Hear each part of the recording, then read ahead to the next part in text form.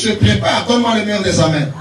Et donc, il faut qu'on comprenne qu'il est question ici de la préparation pour une rencontre. Et on doit préparer celle qu'on prépare. C'est celle qu'on a déjà, comme a dit Papa Calice, que dans certaines traditions, comme avant, aujourd'hui encore, j'ai vu ça beaucoup en Afrique de l'Ouest, au Mali, en Sierra Leone, cette pratique est encore d'actualité. Ça veut dire qu'une petite fille, même de 5 ans,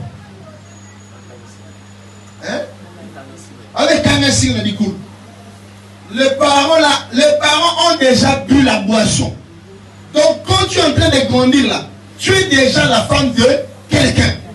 Mais et pourtant la cérémonie nuptiale n'a pas encore eu lieu. Il y a déjà un prétendant. Et le prétendant là n'est pas un visiteur. Non, c'est ton mari. On a bu la boisson. Tu es bébé encore.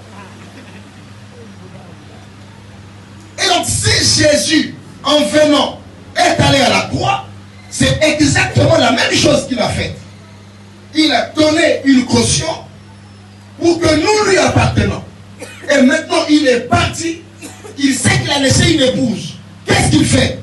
À l'âge nubile, voilà pourquoi il dit qu'il ne viendra pas chercher une église qui a des taches, ni des rides. Ça veut dire ni une église qui est trop mineure, ni une église qui est trop mature.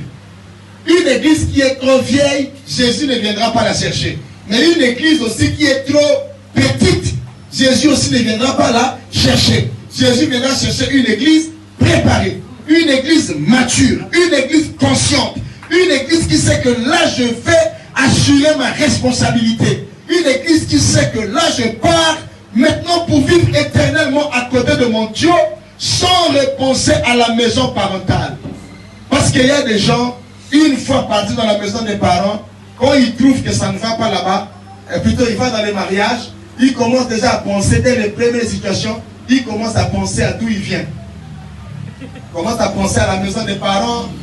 Ils disent, bon, moi, là où j'ai grandi, on mangeait matin, midi et soir. Mais j'ai constaté que depuis que je suis venu ici, j'ai l'impression que c'est Guantanamo. Et donc, à Guantanamo ici, je souffre, je galère, je vais penser répartir chez mes parents. Vous savez, lorsqu'il est question d'un engagement, nous sommes dans une génération où les gens prennent les engagements à la légère. Un engagement reste un engagement. Et quand on a pris un engagement, on y va jusqu'au bout et on y va jusqu'au fond. On va payer le prix de cet engagement. Comme je disais dans mon livre Aider les femmes qui aspirent à la grandeur, je disais, écoutez, le mariage ne ressemble pas au casino.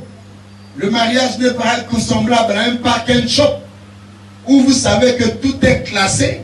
Si tu cherches les cornichons, il y a déjà un rayon. Si tu cherches les olives, il y a déjà un rayon. Si tu cherches les parfums, il y a déjà un rayon où tout est classé. Donc il n'y a plus rien à faire. Non.